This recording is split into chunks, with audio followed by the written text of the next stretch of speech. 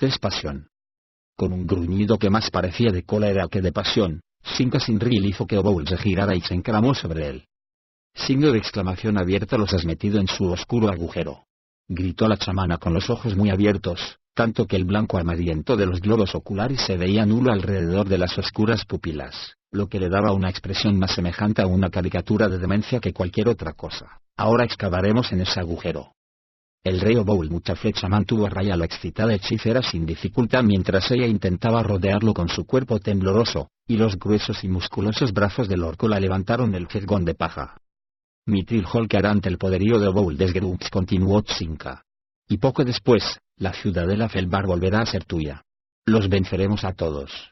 Acabaremos con los seguidores de Bruenor y de Emerus. Nos bañaremos en su sangre. Oboul se encogió ligeramente de hombros y apartó a la orca a un lado, fuera incluso del jergón. Ella cayó al suelo ágilmente y volvió a encaramarse junto a él, babeantes las comisuras de la boca por la que asomaban los colmillos. Signo de interrogación abierta. ¿Hay algo que Oboul Desgrunts no pueda conquistar? Preguntó al mismo tiempo que trepaba sobre él de nuevo. Mithril Hall, Felbar, Alvar. Sí, Alvar. Todas caerán en nuestro poder. Todas las fortalezas enanas del norte. Haremos huir a los pocos que no devoremos. Libraremos el norte de la maldición de los enanos. Oboul esbozó una sonrisa, pero la mueca era más un gesto burlón hacia la sacerdotisa que un modo de mostrar su acuerdo con ella. Ya había oído la misma letanía antes, de hecho, la había oído una vez tras otra. Desde que las puertas occidentales de Mithril Hall se habían cerrado, aislando en su agujero al clan Batleamer, Tsinka y los otros chamanes habían barbotado ridículas esperanzas sobre conquistas masivas por toda la marca argenta y más allá. Y Oboul compartía tales esperanzas. Lo que más deseaba era recobrar Ciudadela Muchaflecha, a la que los enanos habían vuelto a poner nombre de Ciudadela Felbar. Pero Oboul veía la locura que era seguir ese curso. Se había alertado sobre ellos a la totalidad de la región. Cruzar el Surbirin significaría entablar batalla con los ejércitos de Luna Plateada y de Berlún, sin duda, así como con los elfos del Bosque de la Luna y las fuerzas combinadas de los enanos del Zoun al este del profundo y gélido río. Signo de exclamación abierta. Eres Grunts, dijo Tsinka, que le agarró la cara y lo besó bruscamente. Eres un dios entre los orcos. Volvió a besarlo. Gertiorels Dotrteteme. Tsinka chilló y lo besó una vez más. Oboul esbozó una mueca al rememorar su último encuentro con la princesa de los gigantes de la escarcha. Gerti lo temía, vaya que sí. O debería, porque Oboul la había superado en el breve combate, la había tirado al suelo, y ella se había escabullido. Era una hazaña sin precedentes y había servido para evidenciar a todos los que la presenciaron y a todos a los que se la contaron que el rey Oboul era mucho más que un simple orco. Tenía el favor de Grunts el Tuerto, dios de los orcos. Le había dotado de fuerza y velocidad, una agilidad extraordinaria y, a su entender, de más perspicacia que nunca. O tal vez esa perspicacia no era tan reciente. Quizá Oboul, después de haber conquistado de manera tan insospechada todo el territorio que había entre la columna del mundo, el paso rocoso, el río Surbirin y los pantanos de los Trois con tanta facilidad y irrefrenable poder, estaba contemplando el mundo bajo una perspectiva distinta y superior. En Mithril Hall, decía Tsinka cuando Oboul enfocó de nuevo su atención en la balbuciente hechicera. Al parecer advirtió su repentina atención e hizo una pausa para retomar la idea desde un punto previo. Tenemos que entrar en Mithril Hall antes del invierno. Hemos de aniquilar al clan Batleamer para que la noticia de su derrota y humillación se propague antes de que la nieve cierre el paso. Trabajaremos en las forjas enanas a lo largo del invierno para reforzar nuestro armamento. Saldremos en primavera como una fuerza imparable a través de la región septentrional y devastaremos y aniquilaremos a todos los que sean tan necios como para presentar resistencia. Hemos perdido muchos orcos al empujar a los enanos bajo tierra, arguyó Oboul con intención de frenarla un poco. Las piedras están teñidas de sangre orca. Signo de exclamación abierta. Se derramará sangre. Gritó Tsinka, y morirán más. Deben morir más. Nuestra primera gran victoria está a nuestro alcance. Nuestra primera gran victoria ya se ha conseguido, la corrigió Oboul. Signo de exclamación abierta. Entonces, tenemos ante nosotros la segunda gran victoria. Le respondió ella a gritos. Una victoria digna del que es Grunts. Nos hemos apoderado de piedras y terreno agreste. Aún falta recibir la recompensa. Oboul la apartó estirando los brazos del todo y giró la cabeza para mirarla mejor. Estaba temblando de nuevo, aunque el rey orco no habría sabido decir si era por la pasión o por la rabia.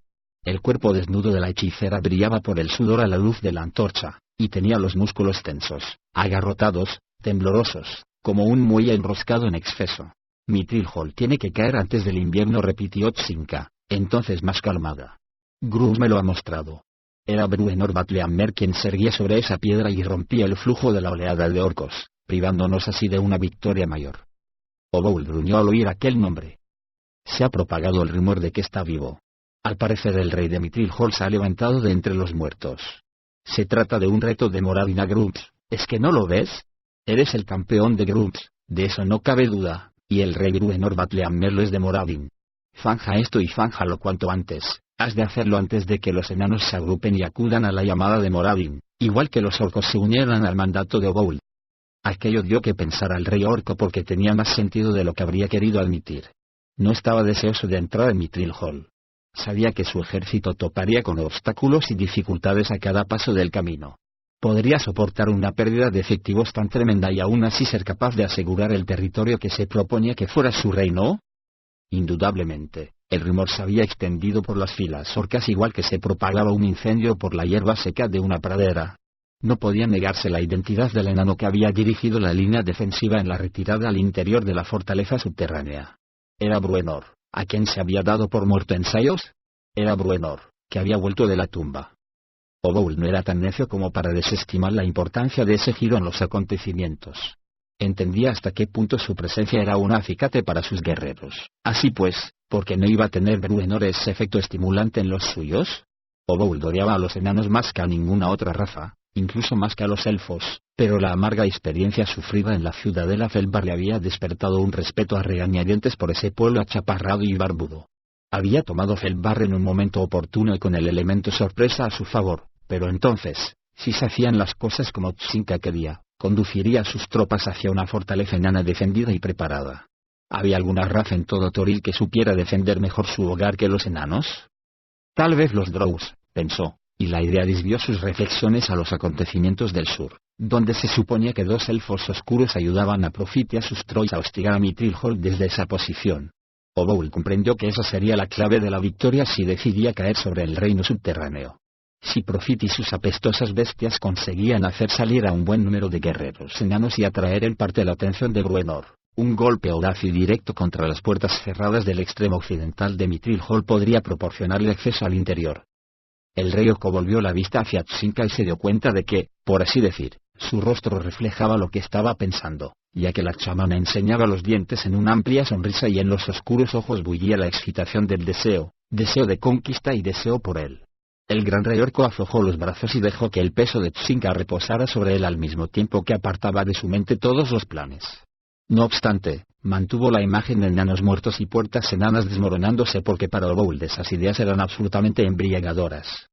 El aire frío hacía que cada zarandeo resultara un poco más doloroso, pero Oboul apretó los dientes y presionó las piernas con más fuerza alrededor de los costados del Pegaso. El blanco equino tenía las alas atadas firmemente hacia atrás.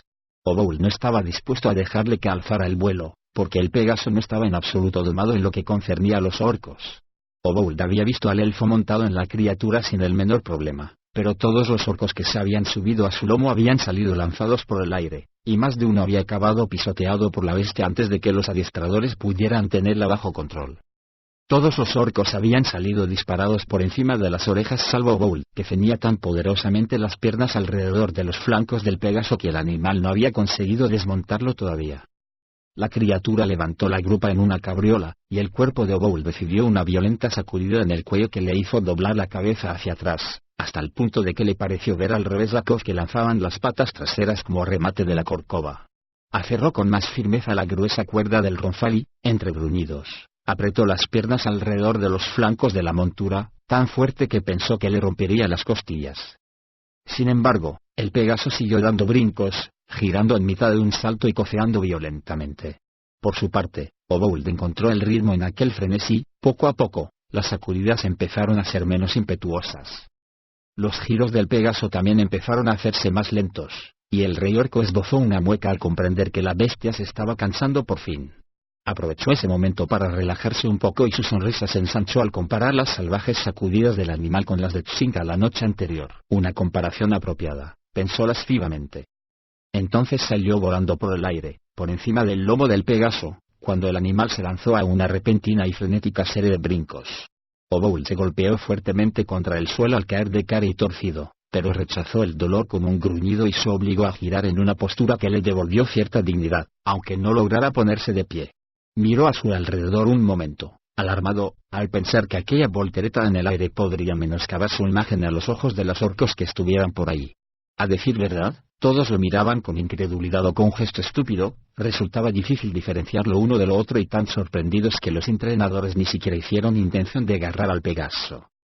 Y el equino se dirigía hacia el rey orco caído en el suelo.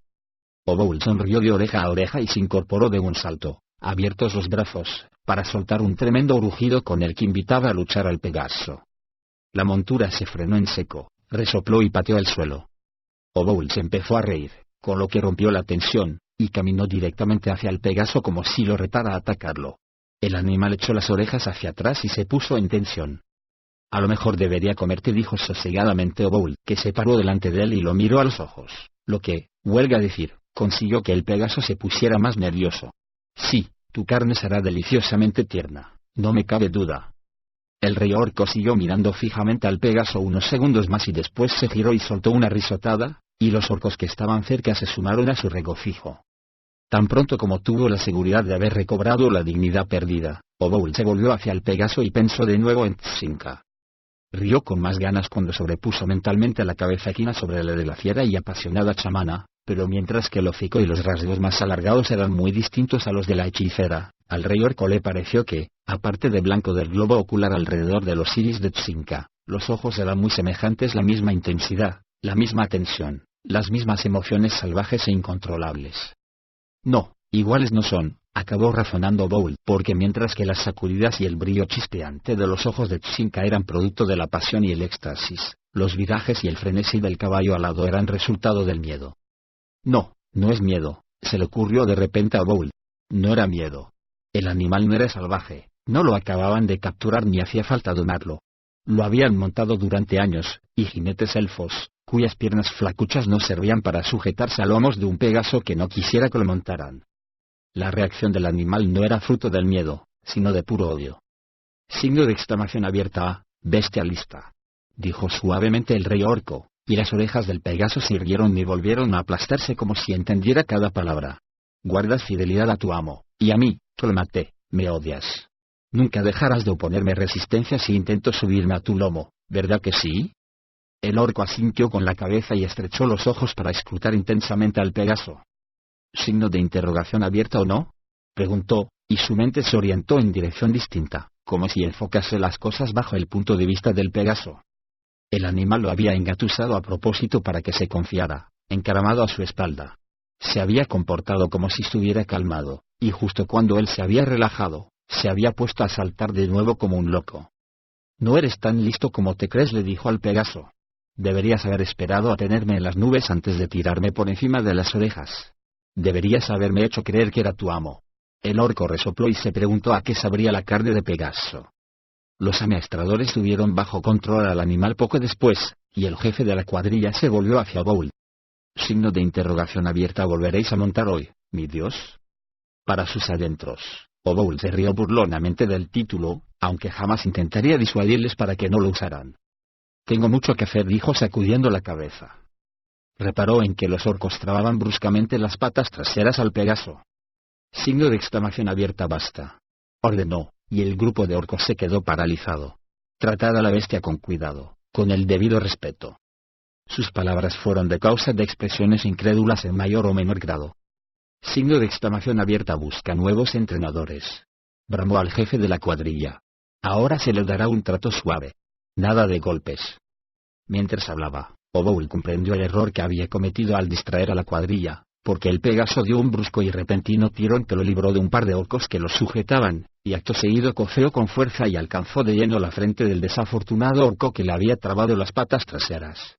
El orco salió lanzado por el aire y empezó a retorcerse en el suelo y a gemir lastimeramente. Los orcos se volvieron de manera instintiva para castigar al Pegaso, pero Oboul los frenó en seco con un grito. Signo de exclamación abierta. Basta. Miró directamente al Pegaso y después al jefe de los orcos. Cualquier marca que vea en el animal tendrá réplica en tu pellejo, prometió. Cuando el jefe de cuadrilla se encogió, sacudido por los temblores, Oboul supo que había hecho su trabajo. echó una mirada de desprecio al necio gravemente herido, que seguía retorciéndose en el suelo, y se alejó de allí. La sorpresa reflejada en la cara de los centinelas gigantes de la escarcha, unos colosos apuestos y bien proporcionados de 4,5 metros de estatura, no era menor que la que Bould había dejado plasmada en la de sus compañeros orcos cuando les informó, con clamorosas protestas por parte de Tsinka-Sinril entre otros, que iba a visitar a Herti Orelsdotr solo. No existía duda alguna respecto a la mala sangre que había entre Herti o Bould. En su último encuentro, el orco había tumbado a la giganta en el suelo, lo que era causa de vergüenza y suponía un ultraje. Oboul caminaba con la cabeza alta y la mirada fija al frente, a pesar de que ni siquiera llevaba el maravilloso casco protector que los chamanes habían preparado para él. Los gigantes le rodeaban por doquier como torres, muchos portaban espadas que eran más largas que alto el rey orco. Al aproximarse a la entrada de la inmensa cueva en la que Herti se había instalado temporalmente muy al sur de su montaña natal, los guardias gigantes se desplazaron hasta formar un pasillo ante él. 2 filas de imponentes brutos lo contemplaban desde su aventajada altura con una sonrisa burlona. Cuando el rey orco pasaba, los gigantes que dejaba atrás se giraban y lo seguían para cerrar cualquier posible ruta de escape. Oboul no tocó la espada larga que descansaba sujeta a su espalda y mantuvo alzada la barbilla, e incluso se las arregló para esbozar una sonrisa que transmitía confianza en sí mismo. Sabía que estaba rindiendo, físicamente, el terreno alto, pero también sabía que tenía que hacerlo así para conquistar, emocionalmente, ese terreno alto. Advirtió cierto alboroto dentro de la cueva y vio formas colosales que iban de aquí para allí. Cuando entró, después de que la vista se ajustara al repentino cambio de la claridad del día en el exterior al apagado brillo de unas cuantas antorchas, descubrió que no tendría que hacer mucho para conseguir la audiencia que buscaba. Herti Orelsdotr, hermosa y terrible conforme a los cánones de los gigantes, se encontraba al fondo de la cueva y lo observaba con una expresión mezcla de sospecha y desprecio. «Se diría que has olvidado tu séquito», rey Oboul dijo, y a Oboul le dio la sensación de que en su voz se traslucía un atisbo de amenaza. Con todo, seguía teniendo la certeza de que la giganta no actuaría contra él. La había derrotado en combate singular y, efectivamente, la había avergonzado, pero mayor sería su vergüenza ante los suyos si echaba a otros sobre él como castigo. Por supuesto, Oboul no acababa de entender a los gigantes de la escarcha, sus experiencias con ellos eran bastante limitadas, pero sabía que se trataba de verdaderos guerreros, y los guerreros casi siempre compartían ciertos códigos de honor. Las palabras de Herti consiguieron que muchos de los gigantes que se encontraban en la cueva soltaran risitas y cuchichearan. «Hablo en nombre de los millares que somos», repuso el rey orco, igual que la dama Orelsdotr habla en nombre de los gigantes de la escarcha de la columna del mundo. Herti se irguió y estrechó los enormes ojos de color azul, un azul que hacía parecer más intenso aún el viso azulado de la piel de la giganta. «Habla pues, rey Oboul. Aún me quedan muchos preparativos que hacer y no puedo perder tiempo». Oboul adoptó una postura relajada, deseoso de ofrecer una apariencia tranquila y segura. A juzgar por los murmullos que sonaron a su alrededor, tuvo la satisfacción de constatar que su actitud había encontrado resonancia. «Hemos conseguido una gran victoria aquí, dama Orelsdotr. Nos hemos adueñado del territorio septentrional en una extensión como nunca se había visto. Nuestros enemigos apenas han empezado a alzarse contra nosotros», argumentó Herti. Oboul asintió para mostrar su conformidad en ese punto. «Te pido que no niegues nuestro progreso», dijo. «Hemos hecho que se cierren las 2 puertas de Mithril Hall. Es posible que Nesme haya sido destruida y que la posición en el Survirin esté consolidada. No es momento para que dejemos que nuestra alianza se...». Hizo una pausa y giró lentamente la cabeza para sostener un instante la mirada de todos y cada uno de los gigantes que estaban presentes. «Dama Orelsdotr, hablo en nombre de los orcos, decenas de miles de orcos». Hizo hincapié en el impresionante cálculo aproximado. «Tú lo haces en nombre de los gigantes. Vayamos a parlamentar en privado». Herti adoptó una pose que Oboul había visto muchas veces ya, una que era obstinada y pensativa por igual. La giganta apoyó una mano en la cadera y se volvió justo lo suficiente como para que la torneada pierna asomara por el corte de la falda del vestido blanco, y frunció los labios en un gesto que bien podía interpretarse como un puchero o como una mueca burlona justo antes de lanzarse sobre un enemigo para estrangularlo. Oboul respondió a eso con una reverencia respetuosa. «Acompáñame», pidió Herti, y cuando el gigante situado más cerca de ella inició una protesta, la giganta lo hizo callar con el ceño más fiero que el orco había visto en su vida. El rey orco pensó que todo iba espléndidamente. A petición de Herti, Oboul la siguió por un corredor. El orco dedicó unos instantes a examinar los muros, ensanchados por los gigantes obviamente, mediante cortes nuevos en la piedra, claramente visibles.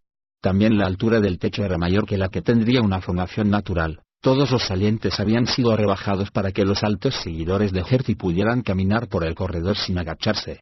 Se trataba de un trabajo impresionante, sobre todo considerando la eficacia y la rapidez con las que se había realizado. Oboul no había imaginado que los gigantes fueran tan hábiles para trabajar la piedra con rapidez, una revelación que sin duda podría serles útil si finalmente decidía echar abajo las puertas de Mithril Hall. Saltaba a la vista que la estancia situada al final del pasadizo era la cámara de Gertie porque estaba cerrada por una pesada puerta de madera y decorada con muchas pieles de oso espesas y suntuosas. De forma harto significativa, Gertie apartó unas cuantas con el pie hasta dejar a la vista un trozo suelo desnudo, e indicó a Oboul que se sentara allí.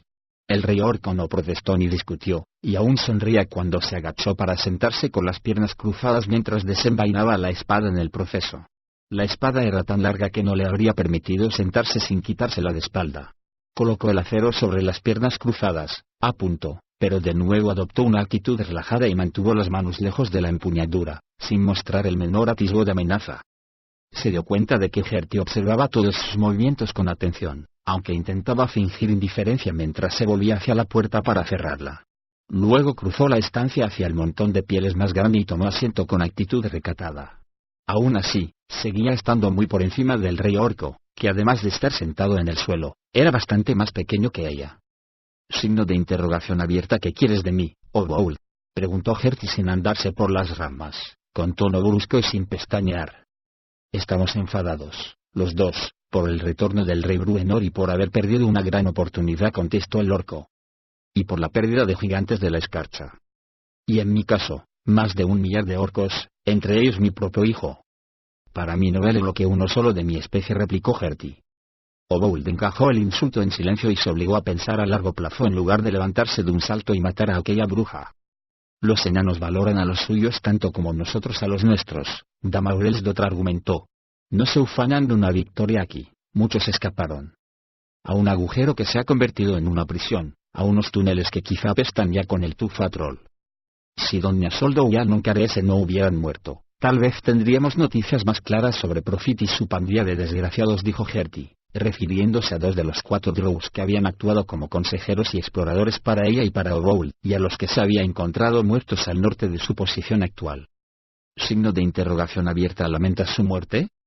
La pregunta hizo pensar a la giganta, que hasta delató su sorpresa al enarcar fugazmente una de las perfiladas cejas. Te habrás dado cuenta, por supuesto, de que solo nos están utilizando a su conveniencia, recalcó el rey orco.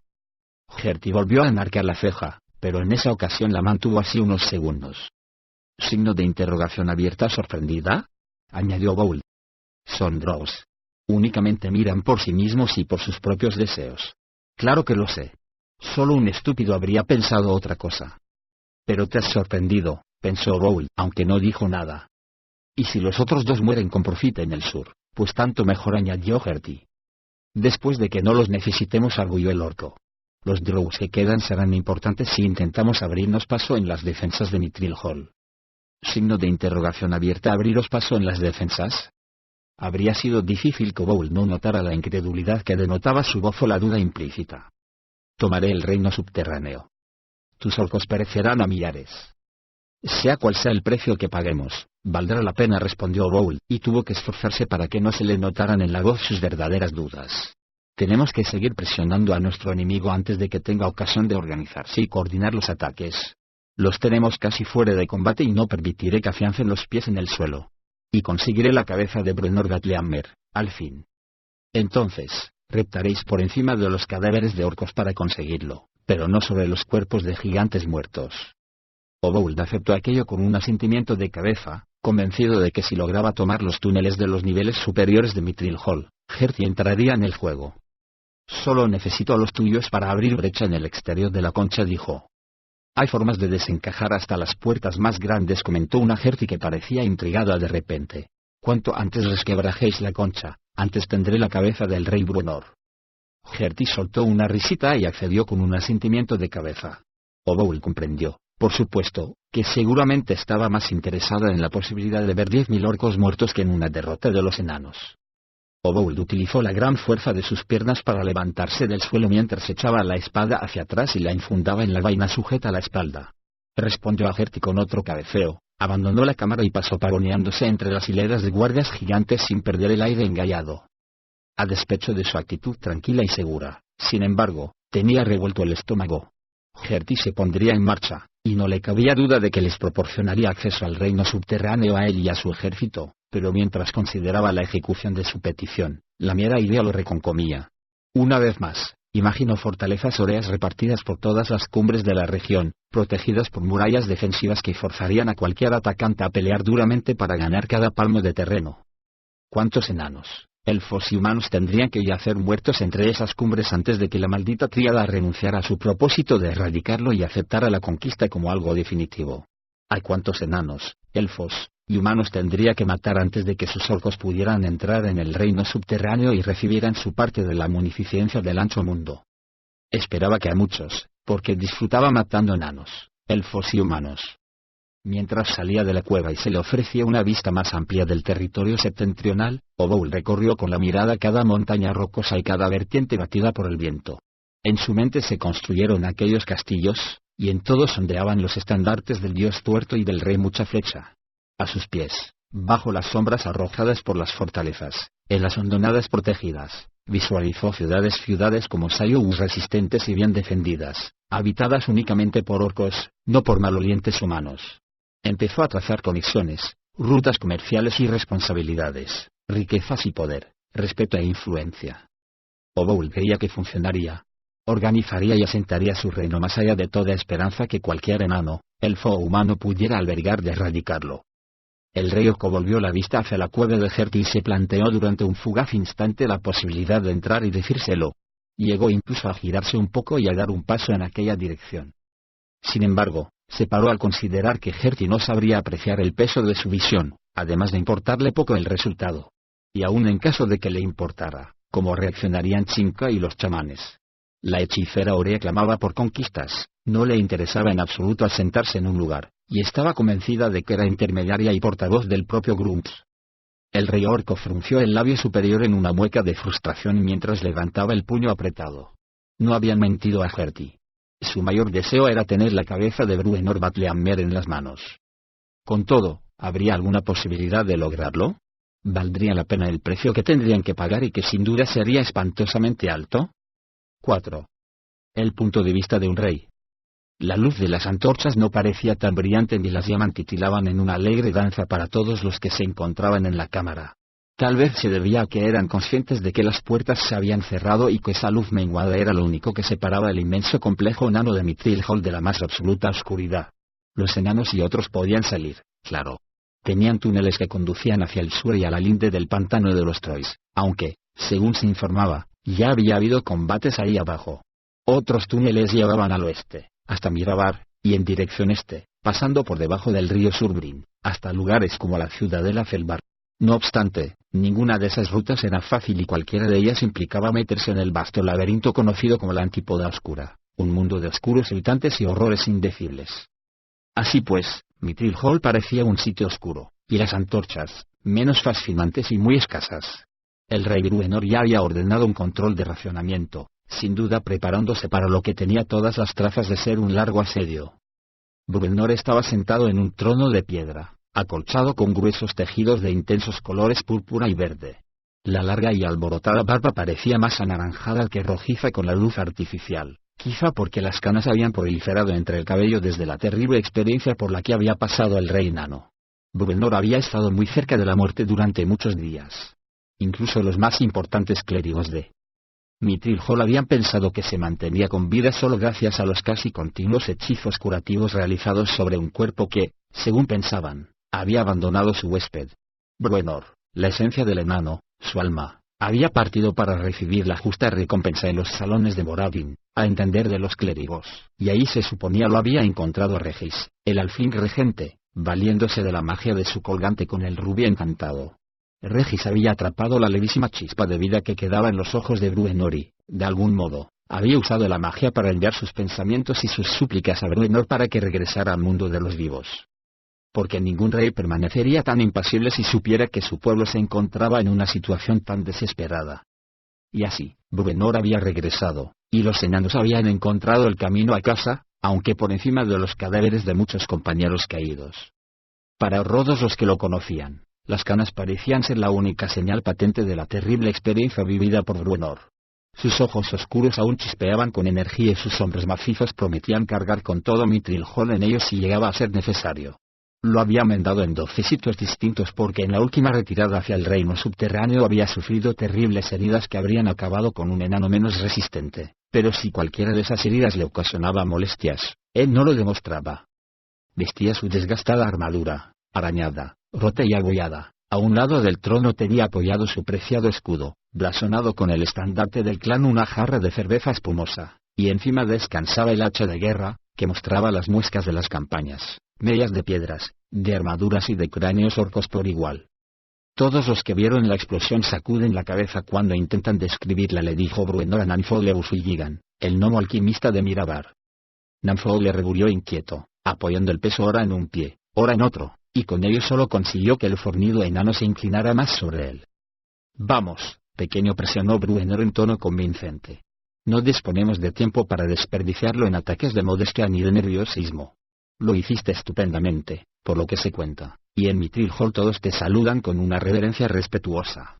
Gozas de gran reputación entre nosotros, ¿no lo sabes? El gnomo pareció erguirse un poco al oír aquello y echó hacia atrás la cabeza ligeramente, de forma que miró al imponente enano que ocupaba el estrado. Nanfol le rebulió de nuevo cuando su larga y ganchuda nariz rozó las, también, formidables napias del enano. Signo de interrogación abierta. ¿Qué fue lo que hiciste?, le preguntó otra vez Bruenor. Dicen que sacaste aire caliente del subsuelo del Valle del Guardián. Nosotros, se corrigió el gnomo, que se giró para mirar a otros, incluido Pique el Rebolludo, un enano extraño por lo demás, procedente de Carradón, a orillas del lejano lago Impresk. Nanfol le asintió mientras Piquel sonría de oreja a oreja y alzaba el puño al aire en tanto que lanzaba un silencioso yujú. El gnomo carraspeó y se volvió hacia Bruenor, que tomó asiento en el trono. Utilizamos tubería metálica para conducir el aire caliente desde abajo, sí, confirmó el gnomo. Torgaramer Sticker y sus muchachos limpiaron de orcos los túneles que recorrían el interior de la cresta y los pintaron con brea. Nosotros dirigimos el aire caliente a esos túneles, y cuando la flecha de Catibriel lo encendió todo, ¡boom!, gritó Piquel, y todos los ojos se volvieron hacia él con sorpresa. Je, añadió el enano de barba verde al mismo tiempo que se encogía de hombros con timidez, y todos los serios asistentes a la reunión se sumaron a una risa que hacía mucha falta. No obstante, el respiro resultó ser breve, ya que el peso de la situación cayó de nuevo sobre ellos enseguida. Bien, hiciste un buen trabajo, gnomo, manifestó Bruenor. Salvaste a muchos de los míos, y eso lo he oído de boca de Banach Buenaforja en persona, y él no es de los que dedican elogios inmerecidos. Nosotros, Soudra y yo, necesitábamos demostrar nuestra valía, Rey Bruenor, dijo Nanfol, y deseábamos ayudar en lo que estuviera a nuestro alcance. Tu pueblo ha demostrado tanta generosidad con Torgar y Singles, y con todos los otros enanos de Mirabar ya no, sentenció una voz, la de Torgar, desde un lateral. Ahora somos del clan Batlehammer, del primero al último.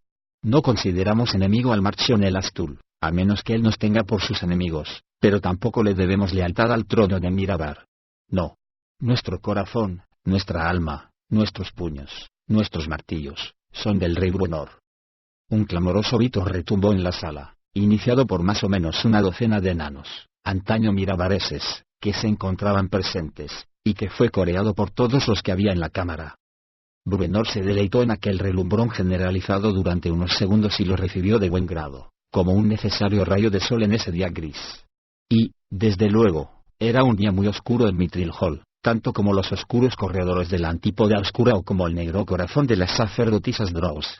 A despecho de los esfuerzos, del sacrificio, de la gallardía de todos los enanos, de Catibriel y de Wulfgar, a pesar de las sabias decisiones tomadas por Regis durante su época como regente, los habían empujado a su agujero, reducidos a los túneles por un enemigo que Mithril Hall no albergaba esperanza de superar en un campo de batalla. Centenares de súbditos de Bruenor habían muerto, y más de un tercio de los refugiados mirabareses había caído. Bruenor había recibido a muchos personajes importantes ese día, desde Tredemecek Núcleos de Felbar, afectado profundamente por la pérdida de su gran amigo Mikuillik, hasta los hermanos Rebolludo, Ivan y el innombrable Piquel, que como siempre estaba risueño y animoso a pesar de haber perdido el brazo. Bruenor había ido a visitar a Banach Buenaforja, el jefe militar que tan brillantemente había resistido en la meseta al norte del Valle del Guardián durante días y días, y contra todo pronóstico, porque Van Ack no podía acudir ante él. Gravemente herido en la retirada, después de haber insistido en ser el último en abandonar el acantilado, las piernas de Van Ack ya no lo sostenían. La lanza de un orco le había partido la columna vertebral y le había seccionado la médula, y según los clérigos, los hechizos curativos no podían reconstruirla. Ese día estaba en cama, a la espera de que acabaran de hacer una cómoda silla de ruedas que le permitiría cierta movilidad. Bruenor había encontrado a Van Ack en un estado de ánimo adusto, pero con su espíritu combativo intacto. Se había mostrado más preocupado por los que habían perecido que por sus propias heridas, como había anticipado Bruenor. Después de todo, Van Ack era un buena forja, de una estirpe tan recia como la de los Vatleammer, fuerte en cuerpo y espíritu y de lealtad sin par. Sí, Van Ack estaba lisiado, pero Bruenor sabía que el jefe militar distaba mucho de estar fuera de combate, fuese cual fuese el combate. La audiencia de Nanfog le puso punto final a la larga procesión del día, de modo que Bruenor se despidió del gnomo y se excusó. Todavía le quedaba una entrevista y, en ese caso, era mejor mantenerla en privado. Dejó a su escolta. Tibbledorf Puente había insistido en que un par de revientabuches acompañaran al rey enano ahí a donde fuera al final de un corredor apenas iluminado y se dirigió hacia una puerta, a la que llamó suavemente antes de abrirla. Encontró a Regis sentado al escritorio con la barbilla apoyada en una mano y una pluma en la otra, encima de un pergamino desenrollado que no dejaba de intentar enroscarse a pesar de las jarras que, a guisa de pisapapeles, lo sujetaban.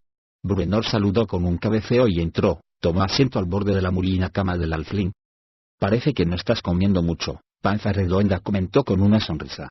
De debajo de la túnica sacó una porción de bizcocho que le lanzó a Regis, y el alfil lo atrapó en el aire y lo dejó sin haberle dado un solo mordisco. «Va, tú sigue así y tendré que llamarte saco de huesos», bramó. «Vamos, come», exigió al mismo tiempo que señalaba el bizcocho. «Lo estoy escribiendo todo», contestó Regis, que apartó uno de los pisapapeles y levantó el borde del pergamino, con lo que hizo que la tinta recién usada se corriera. Al darse cuenta, el alfil se apresuró a apoyar de nuevo el pergamino y se puso a soplar frenéticamente. «Ahí no hay nada que no me puedas decir de palabra», argumentó Bruenor.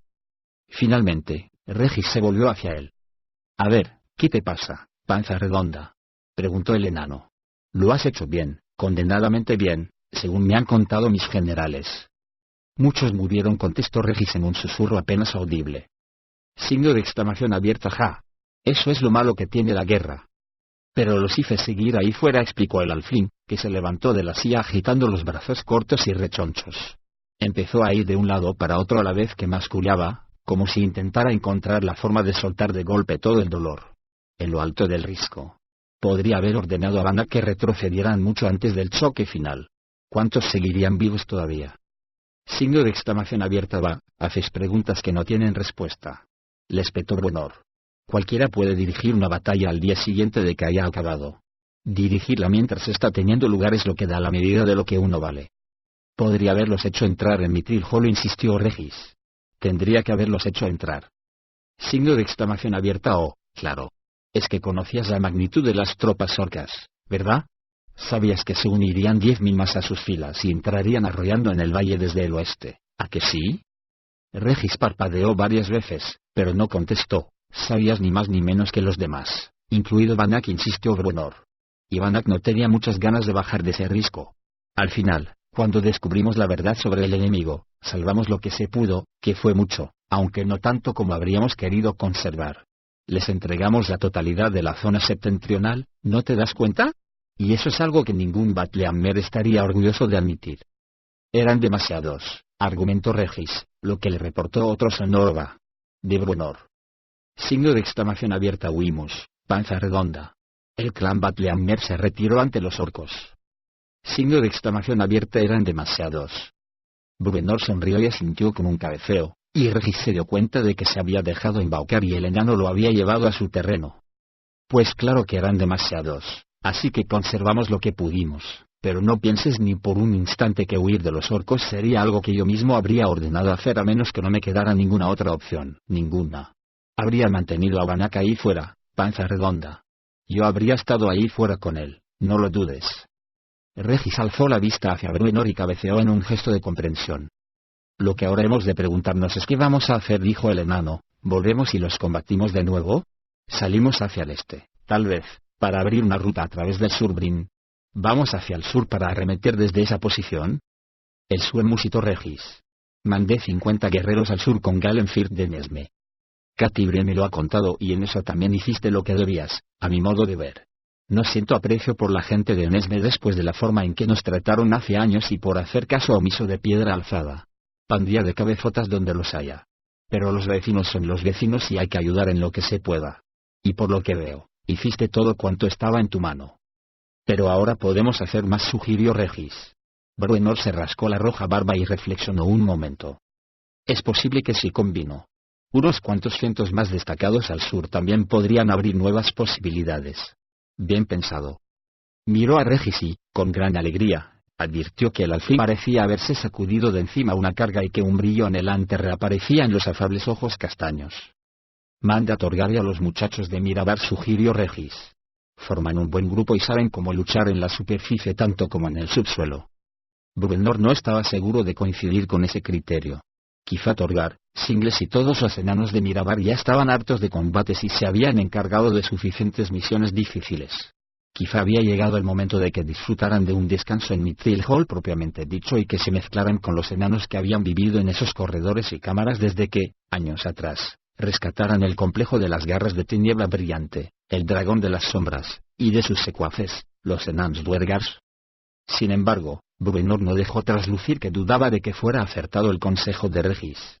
El alfil había demostrado su valía en muchas ocasiones durante los 10 días precedentes, por lo que decían todos, y su perspicacia y conocimientos representaban unos recursos que no pensaba aplastar.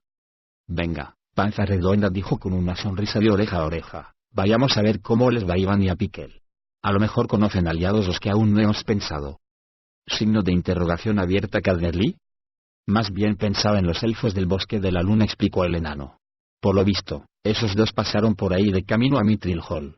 Estoy pensando que no estaría mal que los elfos interpusieran flechas y magia a través del Surbrin para reblandecer el atrincheramiento de nuestro enemigo. Signo de interrogación abierta. ¿Y cómo los avisamos? Preguntó Regis. A los elfos, me refiero, ¿tenemos túneles que conduzcan tan al este y al norte? En primer lugar, ¿cómo se las arregló Piquel para que Iván y él llegaran ahí? Contestó Bruenor a la par que hacía un exagerado guiño. Según Iván, tiene algo que ver con árboles y raíces. Árboles no tenemos, pero me parece que de raíces no andamos cortos. Dijo Regis, procurando imitar lo mejor posible la voz de Piquel. Tredeme Feknukles se llevó un dedo a los labios en un gesto tajante con el que recordó al equipo enano de la catapulta que guardar silencio era esencial.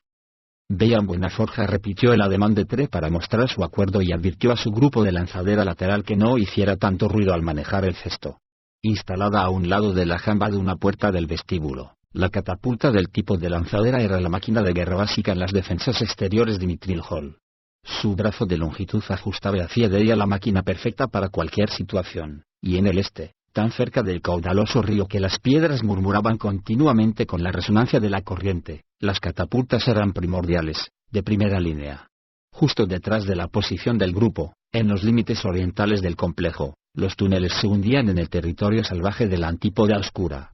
Incluso en tiempos de paz, las lanzaderas orientales entraban en funcionamiento con frecuencia para rechazar oscuras molesterosas o bestias desplazadoras, o cualquiera de los otros habitantes tenebrosos de los corredores sumidos en perpetua negrura.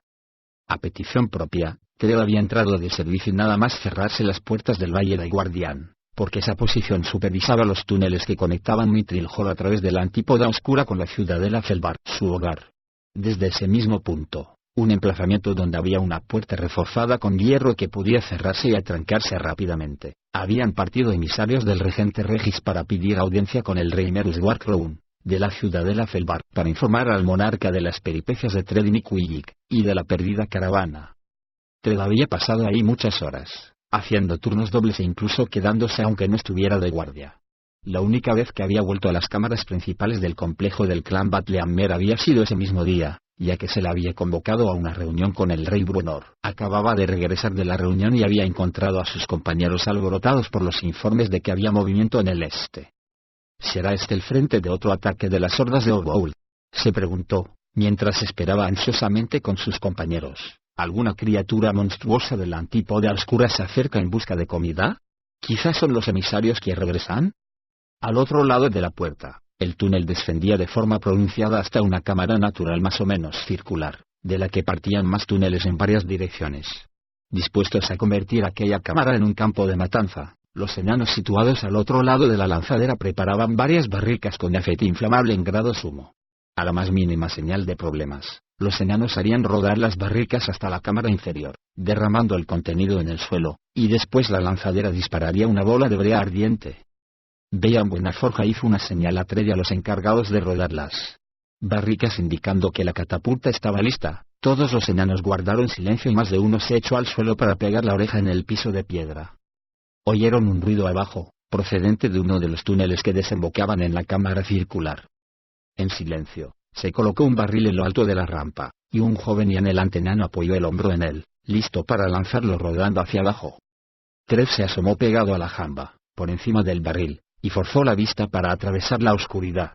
Atisbó el titileo de antorchas. También lo vislumbró el enano que estaba detrás del barril, soltó un grito ahogado y empezó a empujar. Pero Tred, con el semblante ceñudo y un gesto admonitorio del dedo, lo paró antes de que hiciera verdadera fuerza. Un instante después, todos se alegraron de que lo hubiera hecho. Signo de exclamación abierta. Va, tonto bebepis de cocho, ya has vuelto a traernos al mismo sitio. ¿Pudieron oír? Signo de exclamación abierta. Pues claro que no, peor error de tu madre.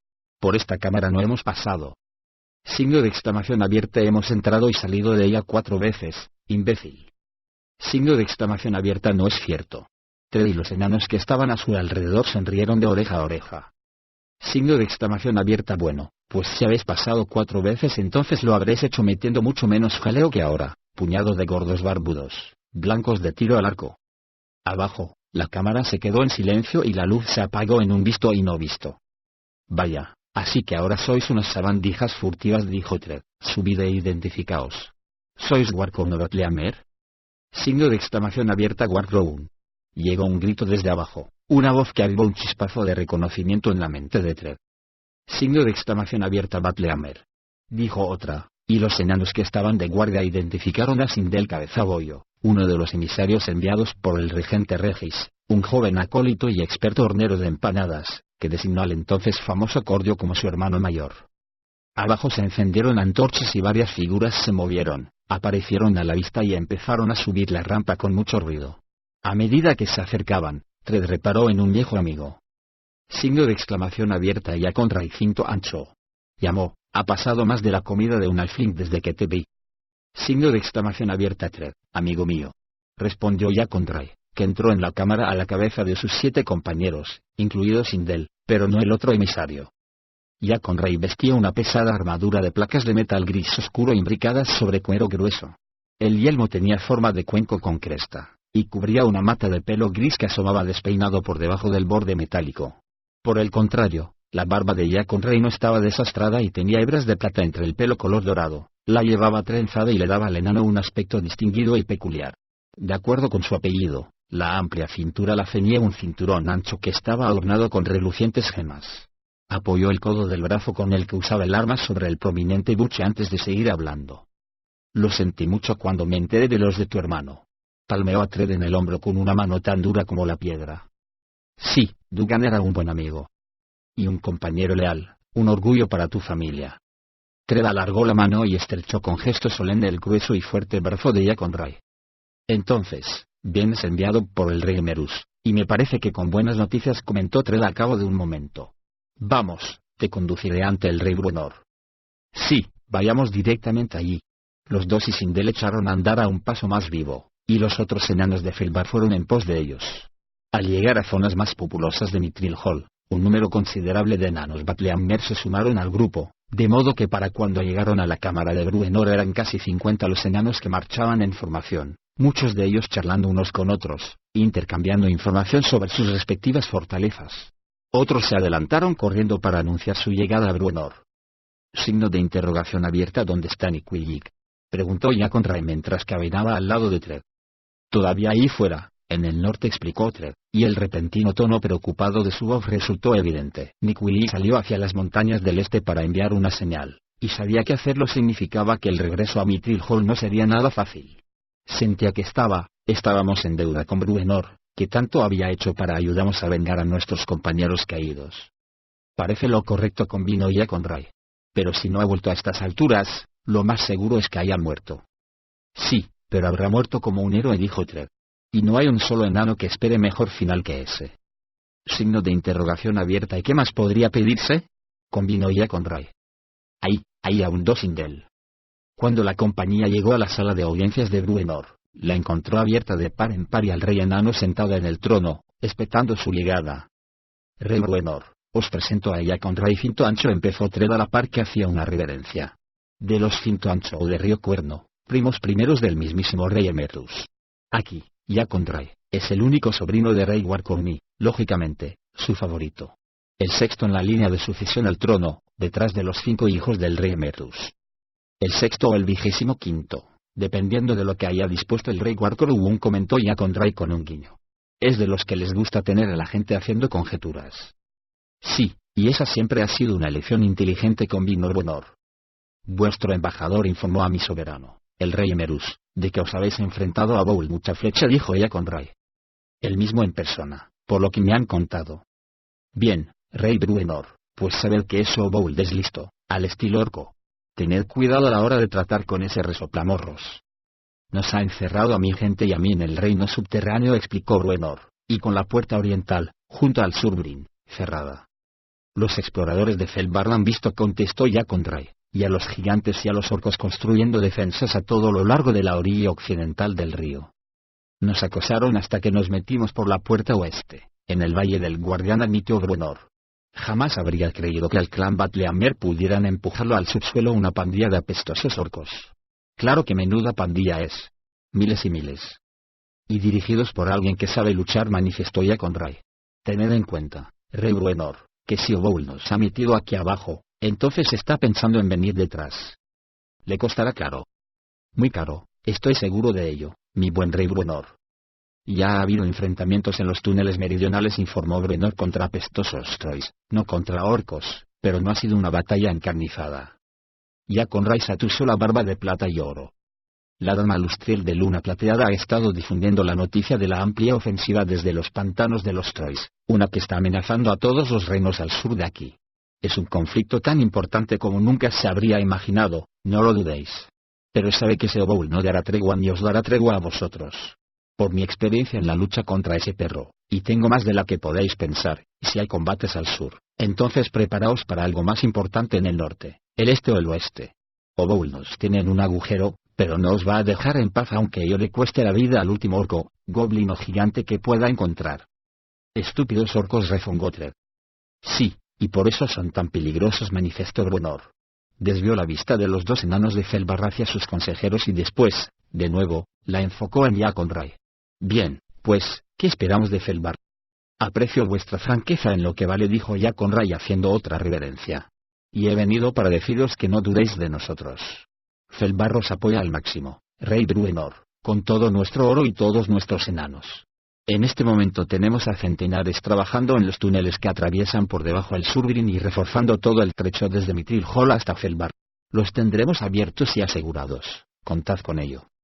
Bruenor lo agradeció con un asentimiento de cabeza, pero al mismo tiempo gesticuló para indicar que quería saber más. Se establecerá como una ruta de comercio y de suministro continuo ya con Ray.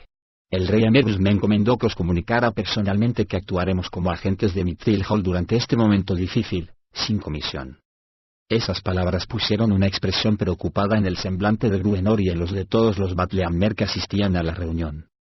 Necesitaréis llevar vuestros productos al mercado, de modo que seremos ese mercado vuestro, manifestó ya con Ray. Hablas como si tuviéramos que renunciar a todo lo que nos ha quitado Oboul y dejar que se lo quede, articuló Bruenor. Por primera vez desde que la reunión había empezado, ya con Ray no pareció tan seguro de sí mismo, ni mucho menos. No somos partidarios de eso, pero el rey Emeritus cree que se tardará un tiempo en hacer retroceder a los orcos, explicó. ¿Y cuando llegue el momento de hacerlos retroceder? Si se llega a la lucha, entonces reforzaremos vuestras filas, hombro con hombro, insistió ya con Ray. Tened por cierto, rey Bruenor, que Felbar está con vosotros, de enano a enano. Cuando empiece el combate, estaremos con vosotros.